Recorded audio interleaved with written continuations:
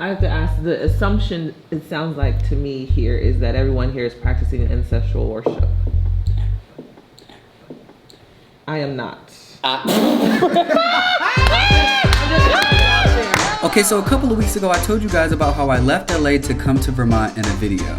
I am in Vermont. I am on this farm. I also told you guys how I was with 10 to 12 other black artists, you know, writers, actors, directors, all different types of creators. Got an audition due tomorrow. I procrastinated because these black people won't let me focus. But I didn't show you what we were actually doing out here. If I remember correctly, it was described as just niggas in the woods having a good time. You a nigga on the hill, fam. I'm a nigga on the hill. What? But no, we've been like actually doing some stuff out here for real. Like we've been acting. You want somebody wants to take home? Didn't nobody want to love you? Farming. If you would help me, I know I can get it. We need to go. You want that rock or some ice cream? We're going to get some ice I cream. need the ice cream. You know I'm the type that needs the fucking ice cream. Debating. She said that because I have lighter skin, I'm mixed. Even though both of my parents black. Don't add the other part. What y'all feel about lighter skin? Skinny dipping. There you go. She'll say anything to get us in this water. And some form of witchcraft. I was like, did you make me a witch? Did you just make me a witch? She was like, yeah. Okay. And I was like, but did you do it right now? She's like, mm-hmm. Look, we were only in Vermont for a month and so much went down. And in this 4-part docuseries, I'm going to show you just some of it. Before we get started, I just wanted to remind you that we actually did film a real documentary out there, like with videographers and everything. The clips that I'm about to show you in this documentary or video is just clips that I could get here and there. There may be jumps from clips to clips and I might have to pop back in to explain some things, but that's because I was trying to be present and trying not to record too much. But yes, without further ado, please watch and I hope you enjoy.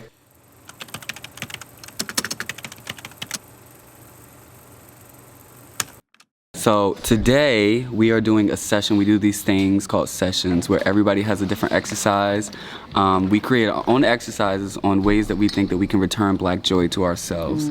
So today is Jordan's day and Jordan has come up with a session or exercise and a way that he thinks that we can all bring joy back to us through blackness and our culture and everything like that. Ain't that right, Jordan? That's right. That's right. Once all Africans could fly like birds. But owing to their many transgressions, their wings were taken away. There remained here and there in the sea islands and out-of-the-way places in the low country some who had been overlooked and had retained the power of flight, though they looked like other men. For me, is a representation of storytelling in blackness.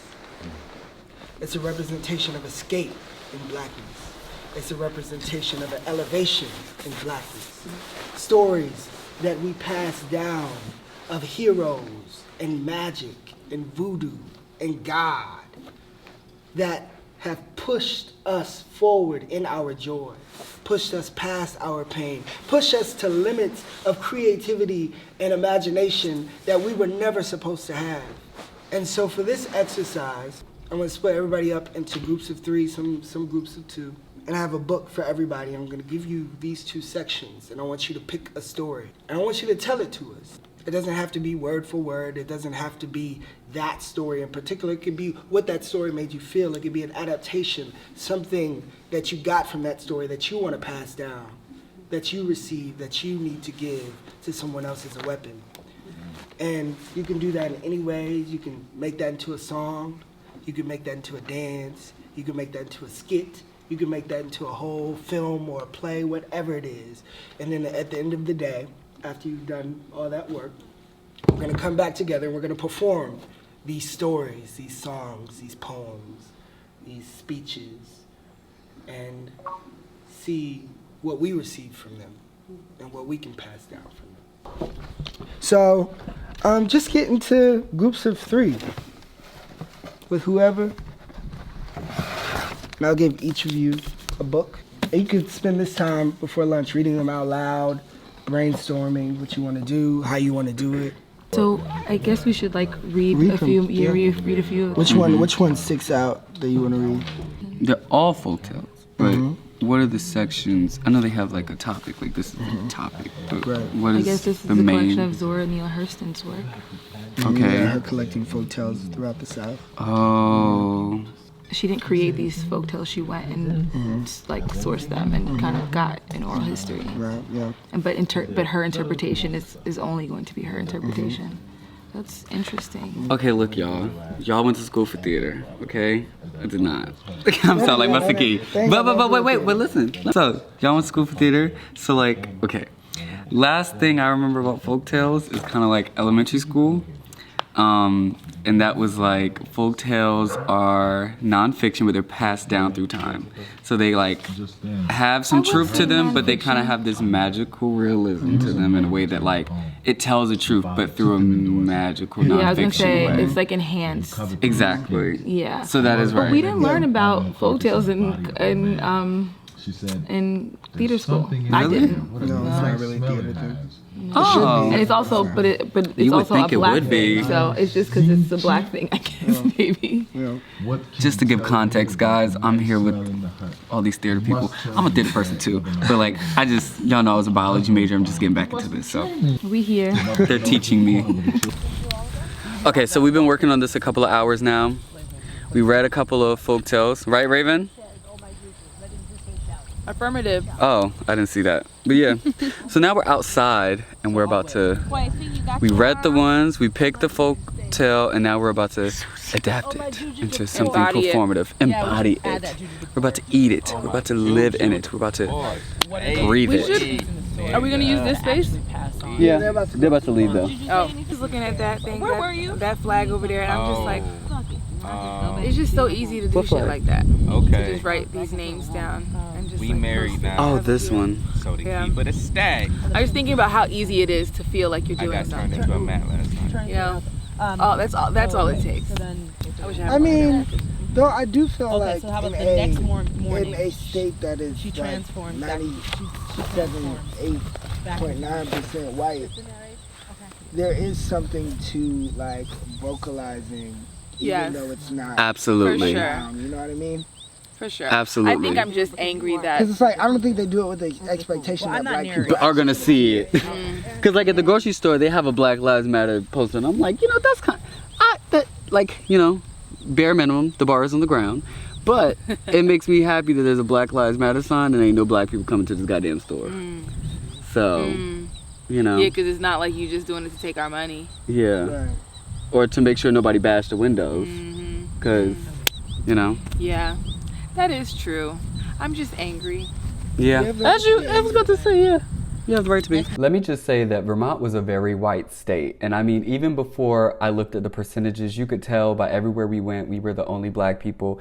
And in the video where I posted Vermont and the other videos, I had black people commenting, saying that they were the only black people in the 50-mile radius. So I didn't know that until I went, that there wasn't a lot of black people, but it was a very white state. It was also very interesting being in such a white area, but it being such a liberal area. Like, come on, this is Bernie Sanders' state. Like, this is Vermont. So, like, most of the white people we did encounter were so nice. Like, they were smiling everywhere we went. Everywhere we went, white people looked at us and was so happy that we came there. And it was like they had seen a black person for the first time.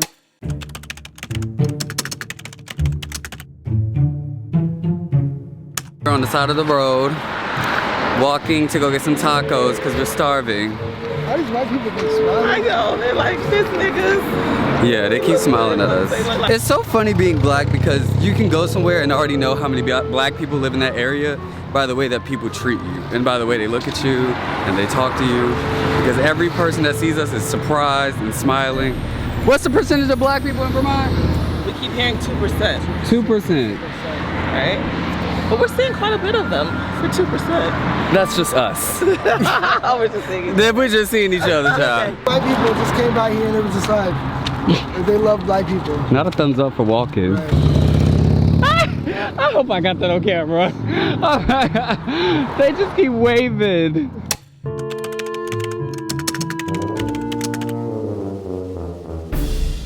Y'all should have saw us when we walked into this restaurant.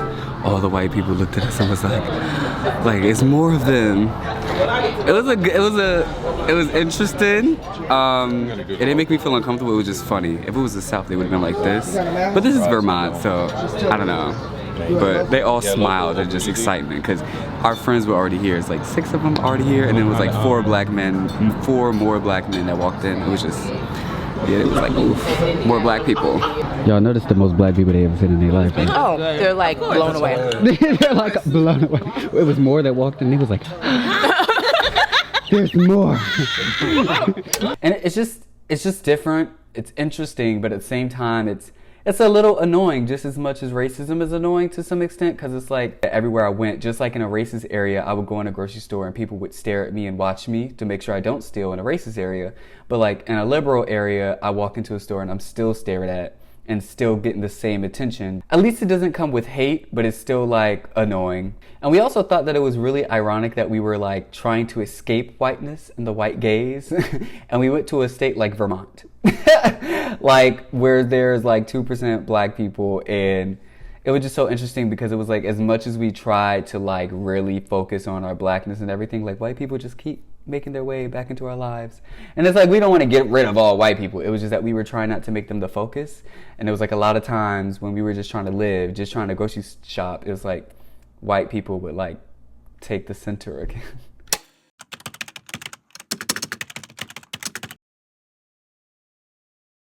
So I think these are the beats. I think it's like who we are, who she was, and then the realization that she was actually not who we got a chance to meet. Exactly. So pretty much we're telling the story without telling the story. And so each character has to tell a different part of it. Exactly. Good work, team. Good work. We're still not done, but it's lunchtime. A bitch is hungry. I didn't eat breakfast because my stomach go through this like weird moments of like rejecting everything. And so I've been like drinking a lot of kombucha and like nakeds and like liquids so that I can get my stomach back to normal and so it can hold food for a couple of days rather than an hour.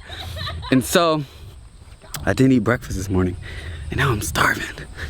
I'm probably gonna be tired after this lunch. I'm gonna get the itis. We all gonna get it. Some chicken sandwiches and some salad. Watermelon and chicken. Watermelon and chicken. Y'all know what Musiki called me last night? Oh shit!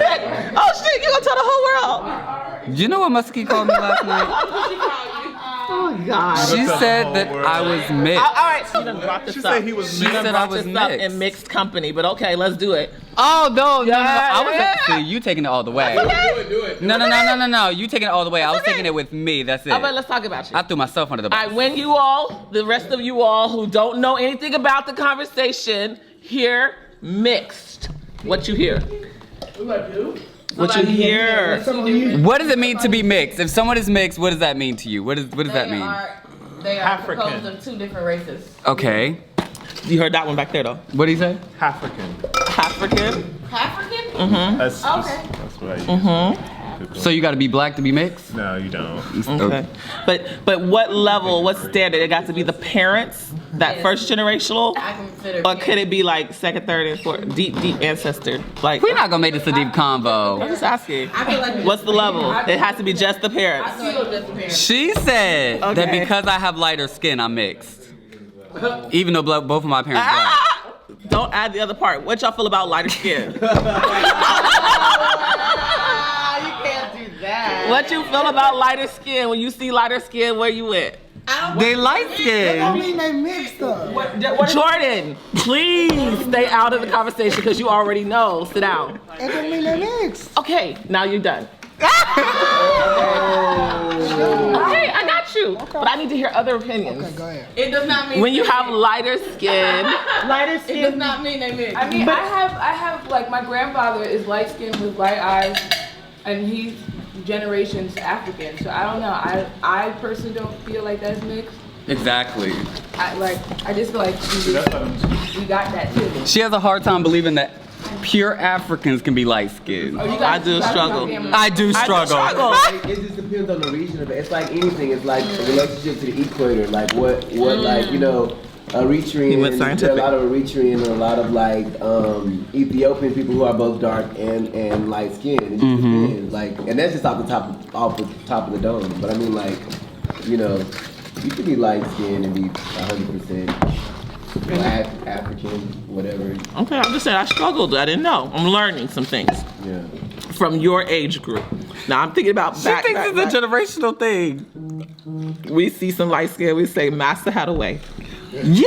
And you mix. Yeah, but that don't make them mix. If You that's the mix case, with we all got white. massa. I was about to Most of us have massa in us. If that's the case, then If I got Master, it's Master from whoa, long time ago. So what you saying? My massa was the most recent one? Correct. Correct. That's what I'm saying. But that's not how genetics work, though. It's not. Listen, I struggle. I'm gonna say this. When I heard this white person say I'm African, I struggled. Like that didn't make sense. That's a different vibe. That's a And I'm just nationality saying, I'm thing. learning all these different things, and I'm getting, I'm not quite where you are. I saw some lighter skin. We'd be like, that's a mix. So is Kyra mixed? She lighter. I can trace my white though. My mother is 25% white. My great grandmother Oh, is a white okay. German woman. And you? So I can trace. Ain't no damn white people in my family reunion. I let you know. White are you? Okay. Ain't no white people in my family union, but I do know my great grandmother is a white German woman. And you saying 25%. You putting a percentage on it. You putting a percentage on it. My mother's 25% white. That's all I'm saying. What percent can you put on it? 0. What's your percentage? What is your percentage? It's okay though. I'm not lying. There is no percent. The only thing that I know in my family. Downstairs. Oh, it's time. Yes, in 5 minutes. Okay. The home leader. Okay. The only thing I put back is Native American. So you got a percent of Native American. That's mixed. not white. Okay, but that don't mean you have to We be. all got that. Like that is. So you're offended that it could be white. That's what you're offended. No, I'm offended because you call me mixed. Let me just say that there is nothing wrong with being mixed. I just was not used to somebody identifying me and labeling me as something I had never called myself and have never been considered. Both of my parents are African American and come from Virginia, so I was taken back. So let me just say there's nothing wrong with being mixed. Shout out to all the mixed people.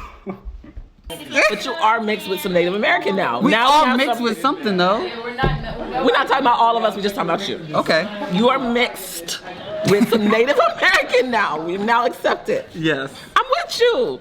I knew you was mixed with something. No! Girl, you mixed. You think you purebred? I'm pure Nigerian and Mississippian Black American. Yes. That don't even And if Massa touched me, it was from long. You Mississippi. Come on, honey. You probably got more master than I do. He couldn't dominate. Couldn't dominate my nigga. The white G's there, come on. Y'all beat that ass? I'm lighter than both my parents. So like, how do we get that match? What was your mama doing? Now you're just trolling. I just play. You are just trolling. I just play. She was like, so you don't want to be called mixed? I said, no. I've never been called mixed a day in my life. But you're now acknowledging that I was right. No. What? Right about what? The Native. The Native American. What about it? You got 10%? I don't know. Okay. It's so far removed from my grandma. You got 3 minutes, y'all. Somebody has some Native American because my aunt has more her hair, something you can tell. But I don't feel like that. That's so far removed. It's too far removed. You need to just go with your parents only. Because that's like saying if a white person got a great grandfather is black, now he black. Like the one drop rule. I don't think that it's so far removed. They have the one drop rule, but they can pass and don't have to live by its standards. Exactly. That's all there is to it. So I thought it was really important to keep this clip in this episode because we have a lot of conversations on topics like this on my channel all the time. Like if you know me, if you're not new to my channel, you know we talk about things like this all the time. And I kind of wanted to show you guys that how it's healthy to have these type of conversations in person. Like not everybody is going to be on your same wavelength. Not everybody is going to agree with you. Not everybody is going to have the same viewpoint. I am 22 and Musiki, the person I was having the conversation with, she is in her 40s and we all come from different experiences and perspectives. And I think it's very important that we have these conversations and we're not like attacking people for their thoughts. The only way that we can get to a conclusion or get to an understanding or get to the same middle ground or whatever is that we have these conversations and we're open about them. We're open to different opinions.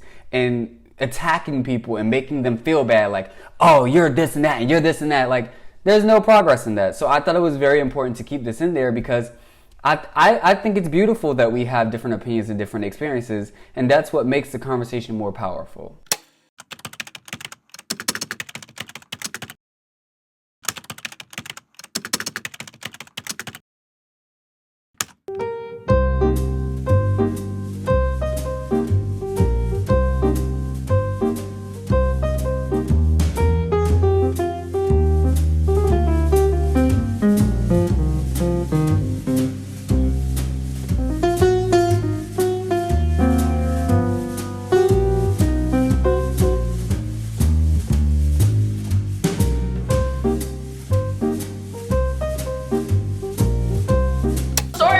To do is the princess and the elephant tale? The tale of the princess. The tale of the princess elephant. All right, there we go.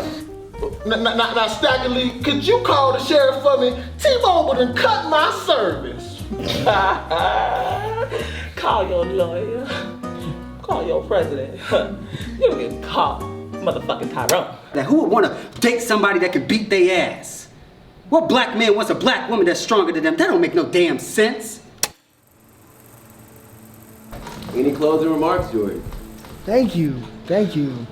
All of these are such great offerings. I feel like they all do exactly what needs to be done with these stories. It's transforming them. Like how you felt the misogyny in Stagger Lee, and you felt the problematic nature of Any Christmas, and you took it and you brought it to now, and you brought it to queerness, right? And still made it beautiful. And I feel like we have to do that with these stories. We have to continue to embody and live in these stories so that way they can continue to live on. And I feel like each of us did that. I'm just so grateful that y'all were willing to play today. So grateful. Yeah.